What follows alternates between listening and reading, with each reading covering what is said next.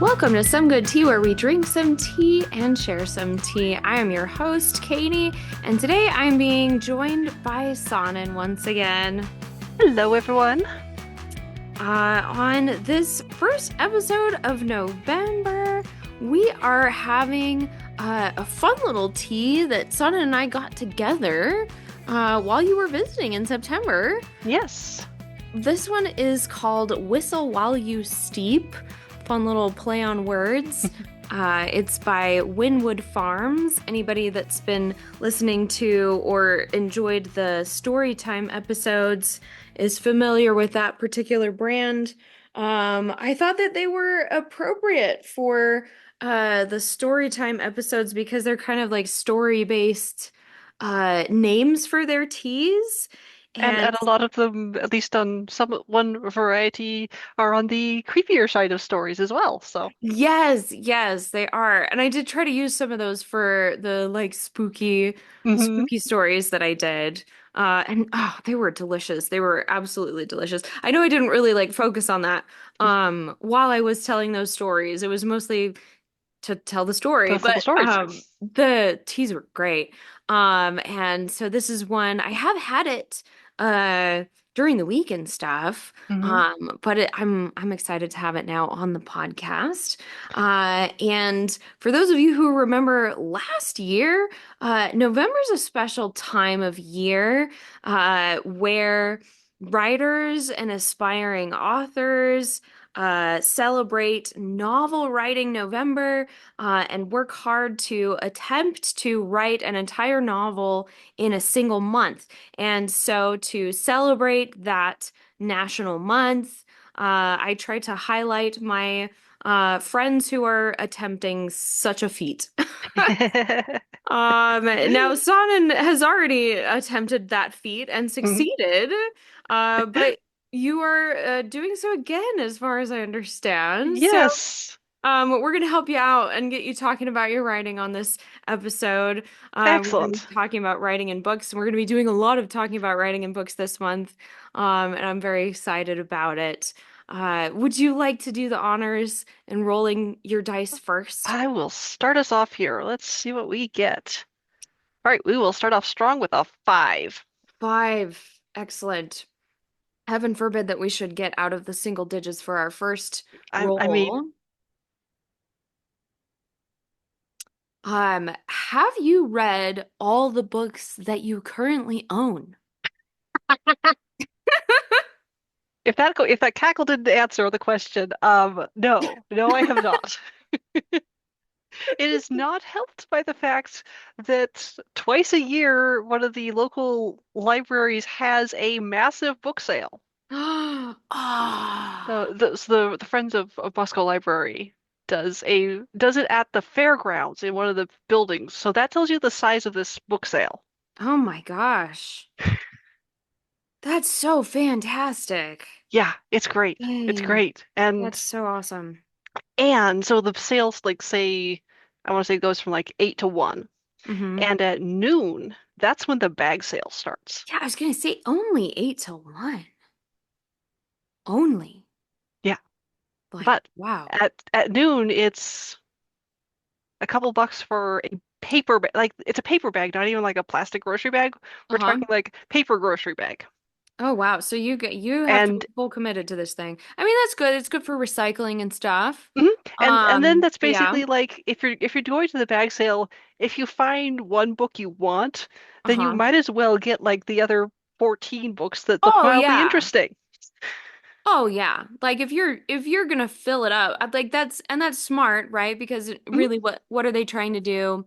They're trying to open up shelf space and like Yeah, also open up people to reading more, right? exactly. And getting more books into more homes, right? hmm Like, And I mean, I will see people there with literally with shopping carts oh my God. full of Yeah. books. Yeah. Books are the Especially like parents going into the kids book section.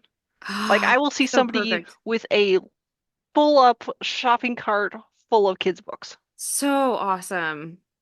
I mean, that's so fantastic. Like I can't think of like a better thing. right? Like a better thing. And I like know it's great. some kids are not into books, right? Mhm. Sure. Sure, like some kids are definitely not into books. Um, but like books are so I love great that their for parents kids. are, we've got parents out You there, can read encouraging stories. reading. And Yeah. I don't know, maybe some of them are like teachers or getting books Uh-huh. or parents who are getting books for classrooms For or for homeschool classrooms. groups Mm-hmm. or to share with all their friends, It's Yeah, for awesome. like reading groups or if you like watch kids or things like that. Like Hmm. so great. And like even if it's like okay, it's not necessarily like maybe your kid's not old enough to read on their own, but you can have story times at Yeah. home when your kid comes home before they go to Hmm. bed. Like, oh, that's so cute. Like I love that. I love Yeah. that. I love that. That's so cool. So that's the long answer to no, I definitely have not read all the books that I own. I don't know if I know anybody who has. Like it's just like it's a perpetuating cycle, right? Hmm. Because you just always are adding. Like you're always Right. adding to it. Like, Yeah, well, and then I'll go to conventions, I'll go to show Comic-Cons and stuff like that, mhm, and I'll talk to somebody who's an author, and yeah, yeah, I'll buy one of their books. yeah. Or like you go to like a sale like that or whatever. Or like there'll be a sale on Audible or Hmm. you do the thing that you're not supposed to do and you go to Barnes and Noble on a weekend and Right. you do the things, right? And so you're Hmm. just perpetually adding to like the pile. Yeah. Oh, so do you remember the store Hastings? Yeah. So when they went out of business and everything was on sale, Oh my gosh. there are definitely still some books in my house that I haven't gotten to You yet haven't got to yet. Yeah. but I got them when Hastings went out of business, and it's just like I will get to them probably eventually, but it's like, but this other shiny thing is looks more interesting than this one right at the moment. Yeah. Yeah. I always felt like um so just being freshly out of spooky months Hmm. the Twilight Zone, the like original black and white TV show Twilight Oh Zone. yes. I always Hmm. I always actually really liked the Twilight Zone. I still do. I don't actually watch it in the month of October because um it was a family tradition for us to watch it on New Year's Eve. Oh, interesting. Like watch Hmm. episodes up to that while we're building puzzles. I don't know how that became a thing. So I don't consider it a like Halloween thing. I consider it a New Year's Eve thing. Um, Uh-huh. but I guess it's supposed to be spooky, suspenseful, you know. Some of them Um, are. yeah, and there's one where this guy survives the end of the world in a Hmm. bank vault. He's this like bank teller, and the whole thing is that he hates his job and all he wants to do is like read books. Hmm. That's all he wants to do, and he gets in trouble all the time because he'll like sneak books to work, and he'll get in trouble because he's like neglecting his job. Um, Right. and which you should not do. But he gets in trouble, and all he wants to do all day long is just sit and read books, and he gets all in trouble. And but then it's set during the Cold War, and so the whole city and the whole world gets bombed, you know. Hmm. And he survives because he was in the bank vault. He got Right. stuck in there, and he comes out, and the whole world has been exploded, and he's the only one survives because he was in a bank vault. Hmm. And so he's like thrilled because his wish seems to have come true. He can now amass all the books, No one and will bother him. nobody will bother him. He doesn't have to go to work anymore. He can just enjoy reading books forever and ever and ever and ever. And Hmm. all of his stresses and all of his problems have gone away. And spoiler alert, you should still watch Twilight Zone, guys. It's great. Um, but he spends like the whole day, he goes to the library and starts piling up the books in order of like, okay, this month I'm going to read this stack, and this month I'm going to read this Hmm. stack. You know, he like organizes it, like he goes about it in a very orderly fashion. And while he's doing that, he trips and falls, and his glasses fall and break. And he is like blind as a bat without his glasses, right? Like Hmm. cannot see worth a darn. And so It ends with him sitting on the steps of the library, like in tears, just going on and on about how it's unfair and he has all the time in the world now, but like now he doesn't have But he can't glasses. see. Yeah. And like here's the thing though. You have all the time in the world, buddy. Like they like just go down like you know he knows where his eye doctor's office is. Like just go just go get another prescription. Like you don't have to pay for it. Everybody's dead. Like Right?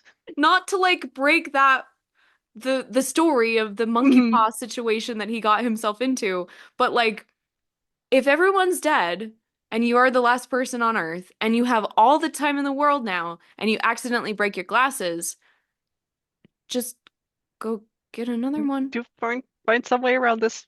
Yeah, like Yeah. yeah, you're blind as a bat, but like I'm pretty sure like the whole setup was that he lived this very like repetitive like you get up, you go to work, you kind of do the same thing Hmm. every day all day. So you know he would know where his eye doctor was.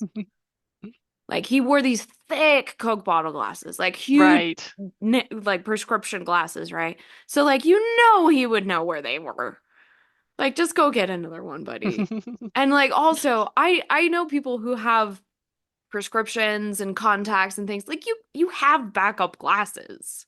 Right. Like in what world would you have that hefty of a prescription and not have several backups? Like Right. at his teller desk, in his car, at home. Like clearly the person who wrote this script did not wear glasses. Like I'm just saying. Hmm. So like, for all of us out there who are like this guy who have an endless list of to be read books and are trying to be warned by this, like, ooh, you better work on that to be read list because what if the world ends and you never, like, nah, it'll be fine, guys. Yeah. Nah, just keep on buying books.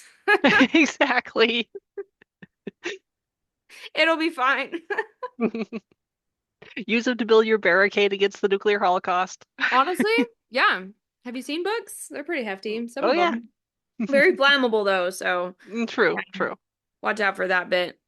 How about I roll the dice? Yeah, your turn. We've already gotten distracted. Oh no, I got a four. Oh, Oh my wrong God. direction. Yes. Ooh. So because we're kind of bouncing back and forth with these really low numbers. Hmm. Here's some controversy. Audio, digital, Kindle, real physical books, which is best overall? Ooh. Yeah. Um, so I'll tell you what I'm doing like currently. Hmm. What I've landed on currently. Um, right now, the order of operations, if I'm like buying a book for the very, very first time, Hmm. not spur of the moment buying, right? Right. Like if we're like at Fanex, I bought some Sure. books. Or like at a sale, like at a Hmm. like a library sale, like obviously Right. you only have one option, right?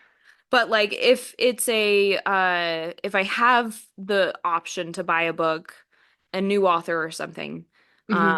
the way I have chosen to go about it, if I can, um I'm buying them audiobook first Uh-huh.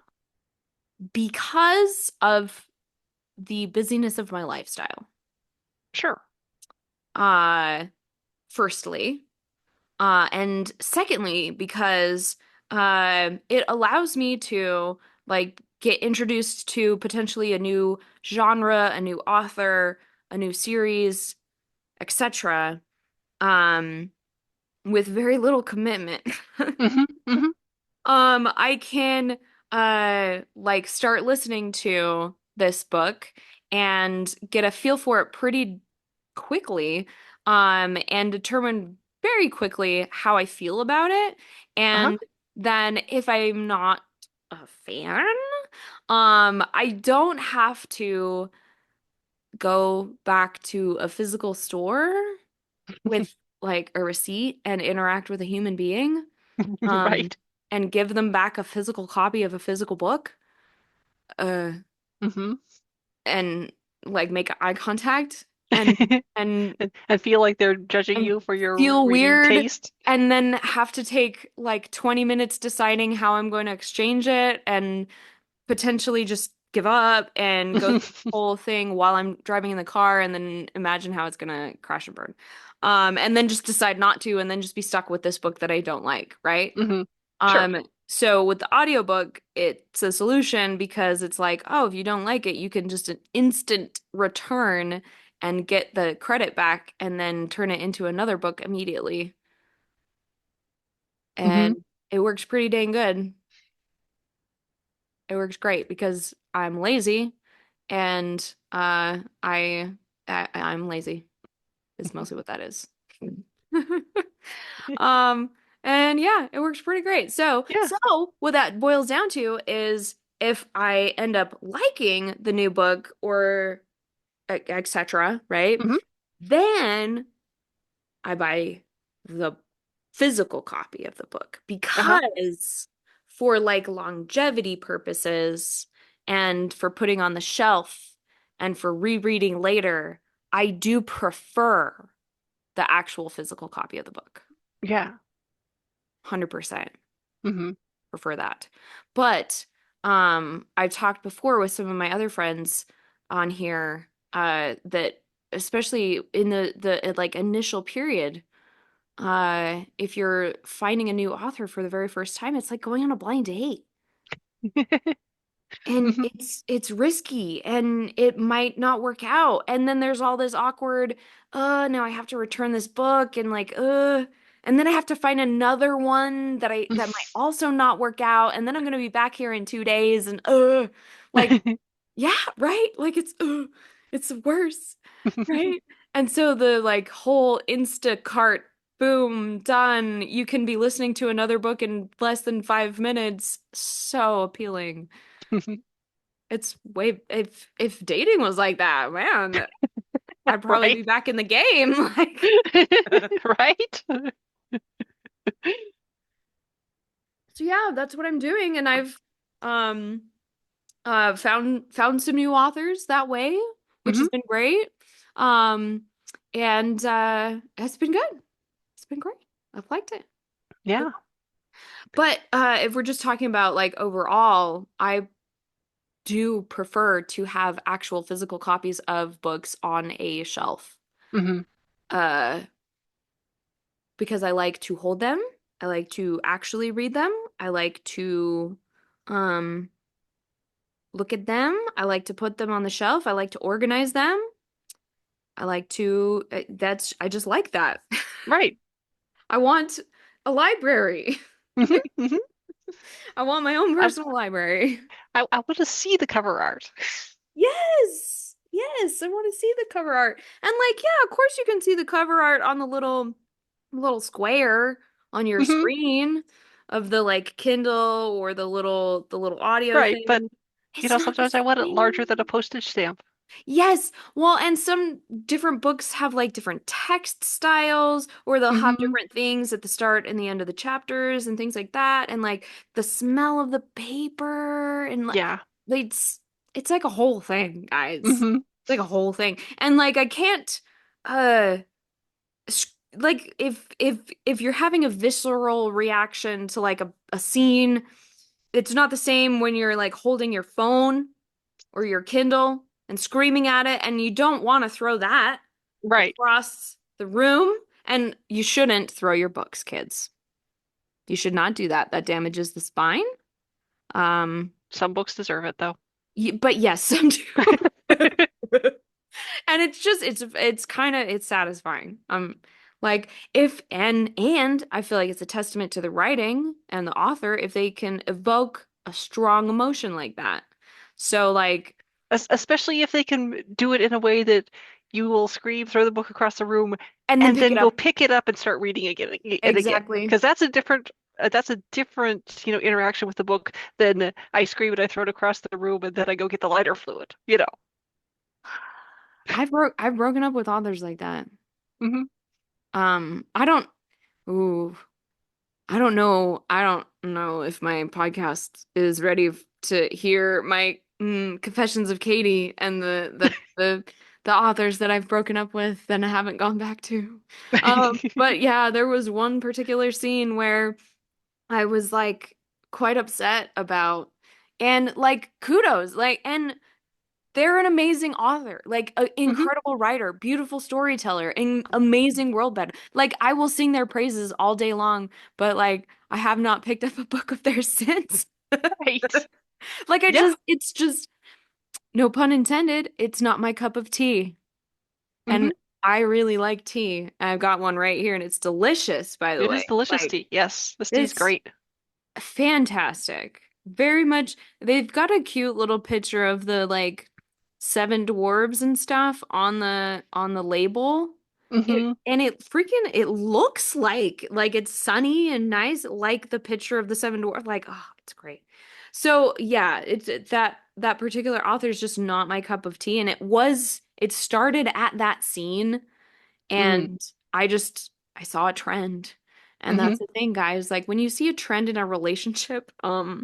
and you start recognizing red flags, Right. it's time to be done, you know? When it's a trend you don't like. Yeah. Yeah, it's just time to be done. It's not me, you know? It's not me, it's them.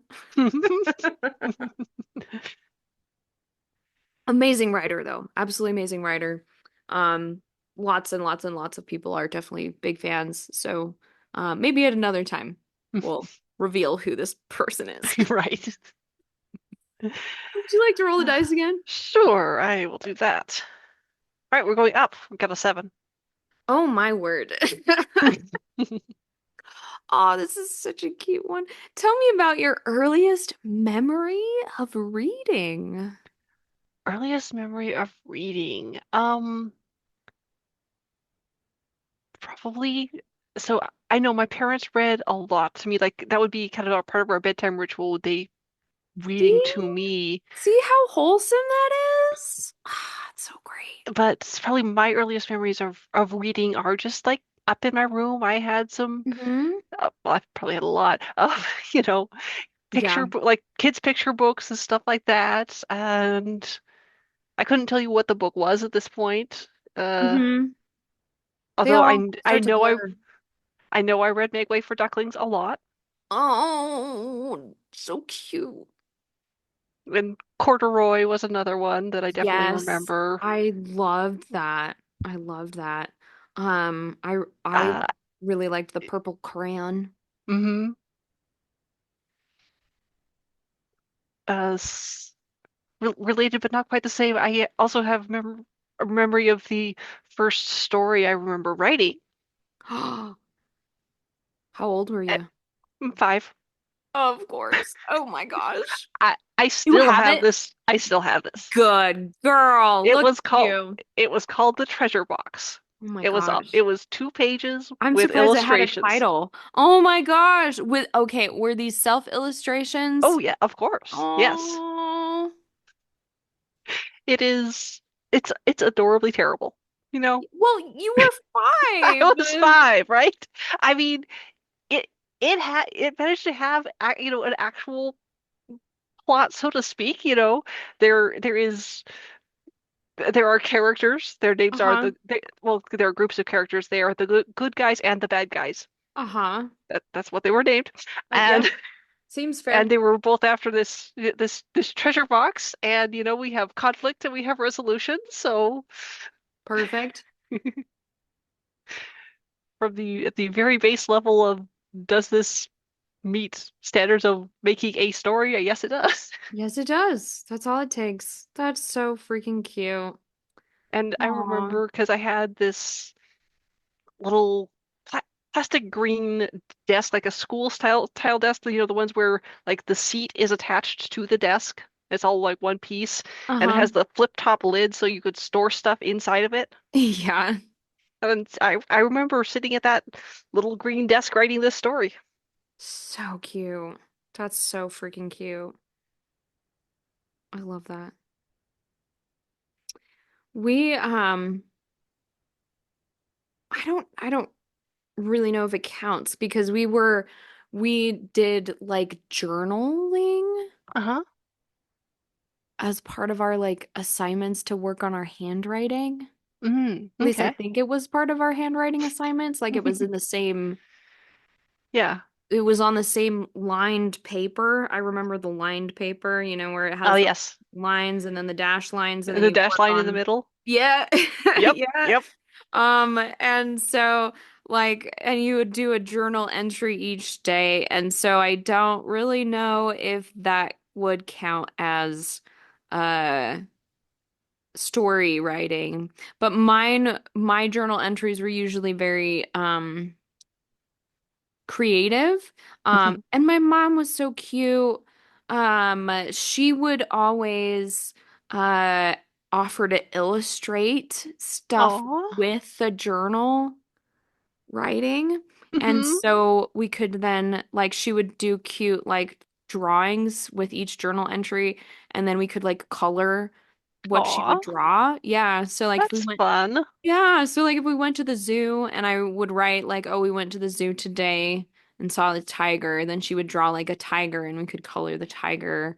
Or Mm-hmm. like I have this one memory of a like guy that did magic that Mm-hmm. turned and I I could talk about close-up magic forever because I'm still astounded by it to this day. But he turned a bucket of crayons into Laffy Taffies for the whole class. And Aw. so I was convinced that magic was real from that point on. Mm-hmm. And so I wrote about that obviously as part of my assignment. And so then attempted said magic trick on my own. Uh-huh. But Which went as I well as expected? well, I tried adding water. I tried cooking them on the stove to the like cooking the crayons on the stove. Oh. Uh-huh. Um, I ended up with like watery melted crayons, but no Laffy Taffies, and I was very sad about it.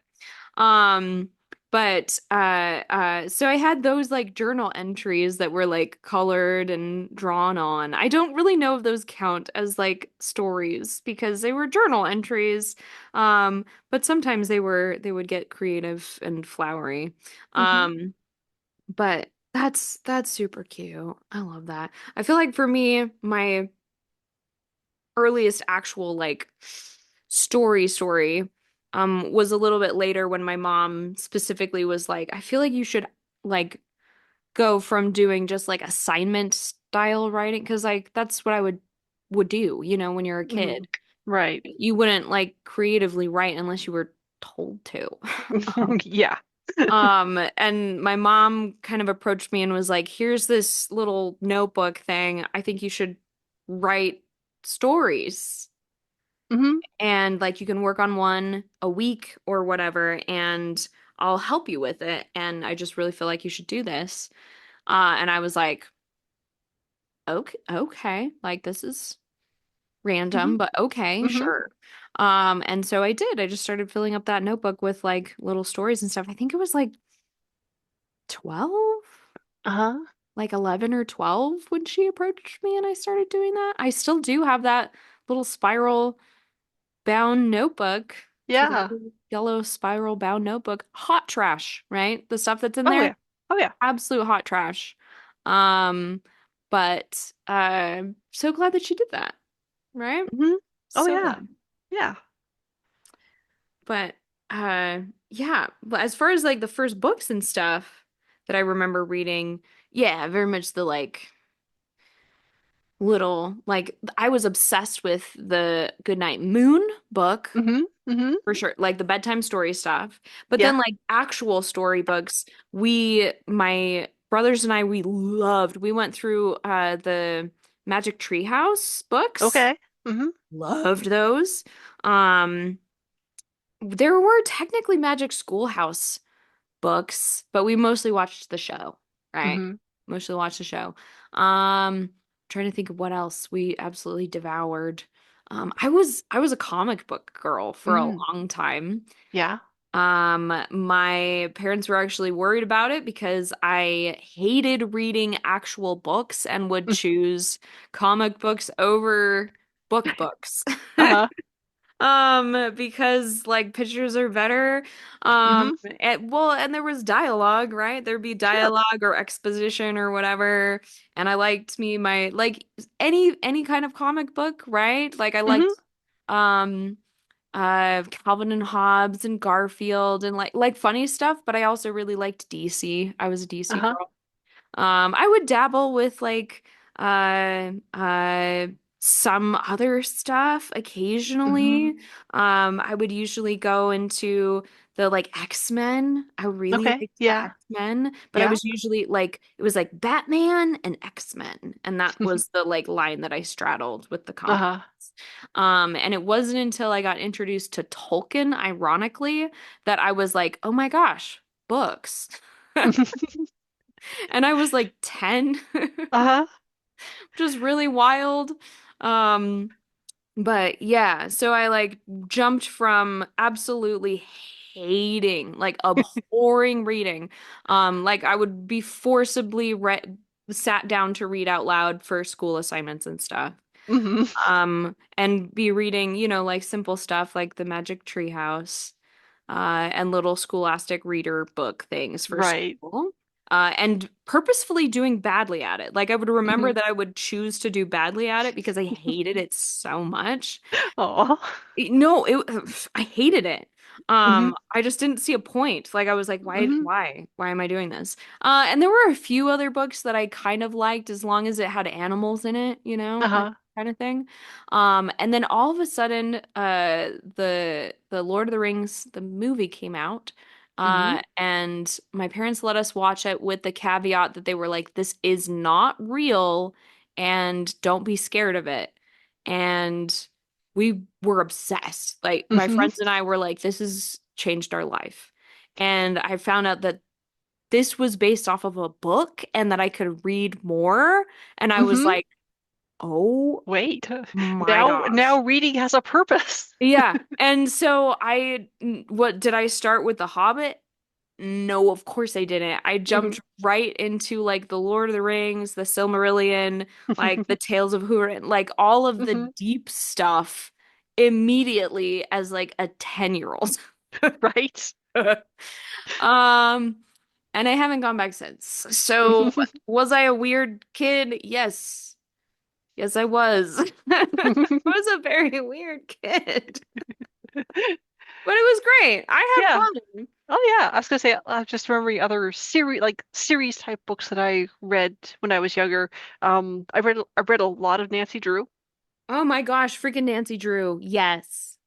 I read all the Laura Ingalls Wilder, so the Little House on the Prairie, Yes. that My whole. mom, we used to go on like road trips a ton, Hmm. and my mom would, this was like our car, we had such beater cars, right? The radio would Right. hardly ever work. And so, my mom is so adorable. She would read to us, and Hmm. we did the whole House on the Prairie. We did Wizard of Oz. We did all those books. I didn't really like, I was so lucky. We got so Yeah. many good books. I freaking love the House on the Prairie. Hmm. Some of them were scary. Like, oh, Hmm. they were so good. Yeah. And it makes me laugh because I realize now that a lot of it is that we end up as kids, you know, reading the books that our parents read when they were kids. Yeah. Because it's like, Yeah. your You kind mom of start loves, there. yeah, that's where you start because that's what they it's books that they remember fondly, so It's they're happy to read them again Yeah, it's kind and of read like them what to they you and read them knew. with you and Yeah, it's kind of like what they knew hmm and what they remember. Like, what did I like as a kid? I don't yeah. know. And sometimes Wizard of it's Oz. it's like quote unquote a little bit safer because you Hmm. don't have to go like, okay, there are 30 million books targeted to my child's age range. I Yeah. can't read all of them. What's good? What are actually ones that I want Yeah. them to be reading?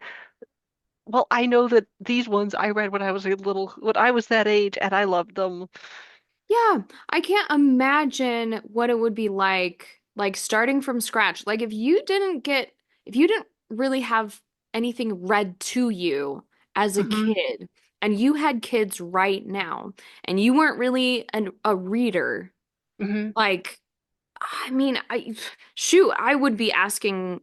friends for help. I would be looking on the internet, Right. right? I would be asking other parents questions and just like looking because there are so many books for kids, and it's like, how do you know what age group to Mhm. target for what thing? Like Right. there's there's such a wide range. There's such a wide range of different genres and things that it's like, what's appropriate for this like 4-year-old reading Hmm. level? What's appropriate for my 10-year-old niece versus what's appropriate for, okay, like now we have teenagers. Okay, what, you know, Uh-huh. like it would be so hard going blindly into that and Yeah. having no reference whatsoever. Hmm. And so like having something to look back on and be like, well, at least like I know that I liked this when I was in that age group. And like also I was capable of understanding this, Right. Right. right? Like this stuff creeped me out versus this stuff wasn't scary. Like Hmm. this stuff was fun and engaging versus this stuff went completely over my head. Right. And this Like, one I reread several years ago and realized that, oh, I missed a lot of subtext there. yeah, like there's so much. So like it would be so hard. It would be so hard starting completely from scratch, and having absolutely nothing to go off of. Hmm. So, like thank goodness for parents who read to us. Like, thanks, Right. mom. Thanks, mom. Exactly. You're the best. Uh, I don't have kids to read to, but I read to myself all the time. I could read to my cats, but they don't really care. Mm-mm. I don't really appreciate it. No. No, no. Well, I think we have time for maybe one more All question. right. Well, it's your turn to roll. It is. It is. Let's see if this dice will be able to get us out of the single digits. Who knows? 13. All right. Out of the single digits. We don't know if this is a lucky number or not. We'll see. We'll find out. I mean, it ties together so well with the theme of this episode. So we all liked pictures in books and picture books as kids. Hmm. What about now? Do you like having reference art or do you prefer keeping it all in your imagination? Hmm. I feel like it depends Hmm. for me. It really, really, really depends. And hmm, I'm I'm picky. I know that Hmm. I'm picky. So I guess it depends on the like genre Uh-huh. that we're dabbling in and uh what kind of art we're dealing with here, right? Hmm. Um I I love maps.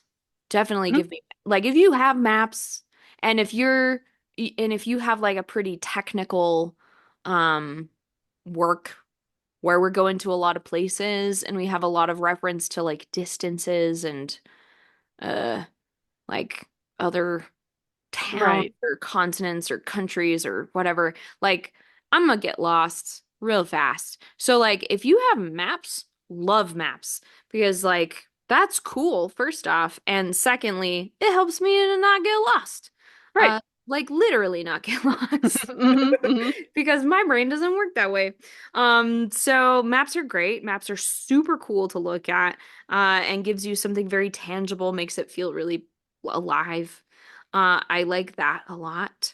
Hmm. Um, I like to be trusted as a reader when it comes to like my what I picture the characters looking like and things like that. So I don't necessarily like to be plopped with, and this is exactly what they look like, and here's my reference pictures, and don't picture anything else.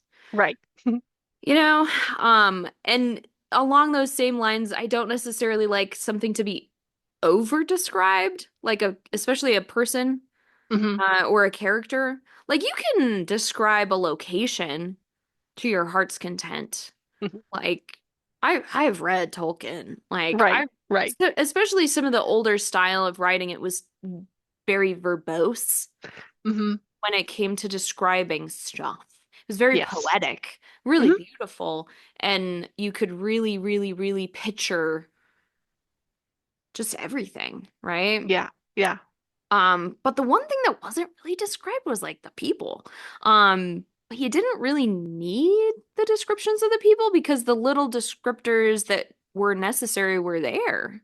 Hmm. And so like I have my own image of what I think Tom Bombadil looked like and what Gandalf looked like and what Aragorn looked like in my head. And if we had too much of a description, uh it would do it a disservice, I feel like, Uh-huh.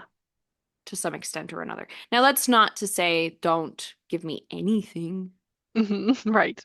I do appreciate some description in your work, and that's necessary. And I also like art, um, but don't like trust your readers, I think is Yeah. what I'm saying. Hmm. Yeah. Yeah. Yeah, for me, art art inside in a book, um, I kind of have a feeling like it needs to the art should contribute to the story. Oh, yeah. Like if Definitely a it's reason. if it is something like we have a scene where someone is drawing what this monster they've seen looks like, and Ooh, then on the next page we have that drawing, yeah. great. That's Like great. as if not like oh the an artist's rendition of this perfect drawing, but like No, but a like we have crummy this in the rough dirt sketch drawing. drawing of this monstrous thing that they Yeah. saw, you know. Yeah. Yeah, as if the character had did it themselves on the page of the book. Yes. Yes. Like that's immersive. Like if you're making Hmm. more immersive by putting a workup of an ancient artifact or like yeah, a rough sketch of a battlefield or like this creepy monster Hmm. or something. Yeah, that's cool. Yeah. That's making it more alive and breathable. Hmm. 100% love that.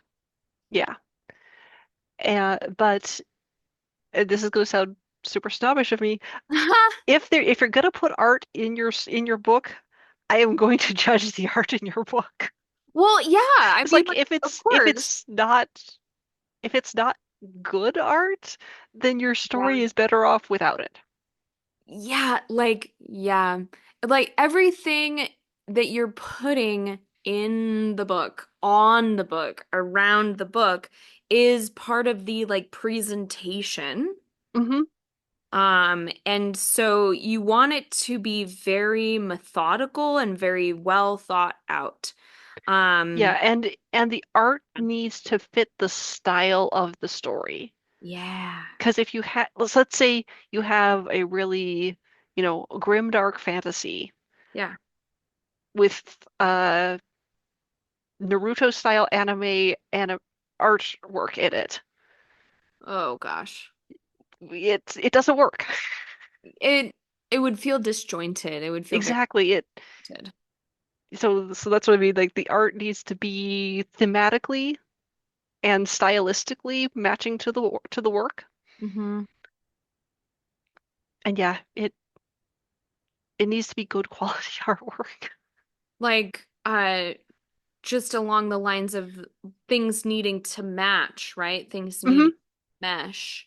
Um I'm listening to a new book that I've started. Uh-huh. I'm a huge fan of mystery, suspense, and murder, Hmm. death. Bum Yeah. bum bum. Bum, bum, Um, bum. yes, and this is an author I haven't read before, so I was giving it a try, listening as I do. Hmm. And the person that is reading it is doing so they have a British accent, Uh-huh. and the setting of the book is in the like early 1900s in Okay. England. Okay. Perfect. Right. That's freaking perfect. That's exactly what it should be. Hmm. Like they don't have to put on that accent at all. Like that is how they speak. Yeah. I can tell that is how it was written. That is exactly how it was intended to be read. It makes Hmm. it a better experience to hear it that way. Um, Yes. the artwork, the cover art, and granted, like it's audio, right? But I Hmm. have the cover art on the digital file Right. is of a like rainy London street with a flickering lantern of a Hmm. like fire lantern, with the little flame, the little gas lantern Right. exactly what it should look like in that time period. Hmm. Not clean and crisp and pretty. It's like dingy and foggy and sooty and very, very much the time It period. it matches the mood that you expect from this book. Yes, it really, really does. And it all ties in and sets a tone. And so if you have artwork that goes on your book, inside your book, it's associated with your book, it better match. Hmm. It better help to set that tone and carry that tone and that message, whatever that is. Because like every little, you might not think that your readers are gonna like pick up on that the little subtle things, but there's going to Hmm. be some people who will. Right. And if you are a writer and if you're looking at publishing or you have published something, you need to remember your cover is for one thing, people for all that we say, don't judge a book by its cover. Oh my gosh. We Yeah, judge books by their cover, and the constantly. cover is a very important piece of your marketing material. Yeah. Your cover is the first thing that is giving your audience certain promises. Hmm.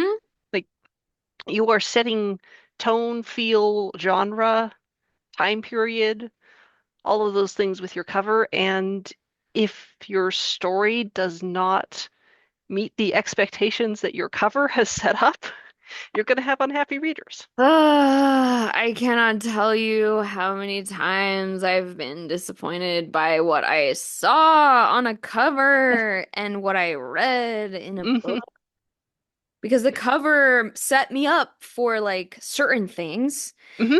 and I read what was inside and I was like, where was the thing that I saw on the cover? Right. Well, and like, so one of my books is a post-apocalyptic fantasy. And so when was getting the first cover for the first part done, the first cover that they sent me as a possibility, I looked at it and was like, no, absolutely not. This cover says urban fantasy. Oh No, no. no, this cover says urban romantasy. Oh no, that's not quite right. It's like there is no romance between these two characters. Yes, one is male, one is female. This is not a romantic relationship. He is like 3,000 years older than she is. Awkward. Yeah. Make sure your cover artist reads at least some of your book, guys. Make sure or at least the synopsis, or like Mhm. something. And also, if you are cover artists listening to my podcast, welcome. Yes. Nice of the four of you to join us. Um, but no, freaking read the books that you are commissioned to do the art for. That is a massive, massive trust responsibility, just a huge task that you have set before you. Hmm. Read the manuscript. It's Or important. at the very least, read the synopsis, read Use the something. synopsis and important information on the form that you had us fill out as the Yeah, authors yeah. about what we think is important to have on the cover. Like that was your paperwork that you did Hmm. that they filled out for I you. gave you this like description of what does this character look like. Yeah, yeah. This is not match what that description said. I know. We try our best. We try our Hmm. best, but Hmm. it's a time. It is a time. It is. But yeah, like art can heavily influence uh your perception of a book. Hmm. and the story they're in, and afterwards as well. Yeah. Uh, Unfortunately, I feel like this is all we have time to talk about today. We Yes. should definitely, we're gonna have to revisit this always. But I mean, that's why you keep getting to be back on my podcast. Right? Um, those of you who are frequent listeners of my podcast know that Sanan is a published author. You can find her works and more. Link in the description, guys. Mhm. Thank you so much for joining us. I love having you on here, Sanan. The tea's always great. The conversations are always good. But The this is all tangents are always fun. the tangents are great. The tangents are definitely great. But this is all we have time for tonight, guys. But we will talk at you later.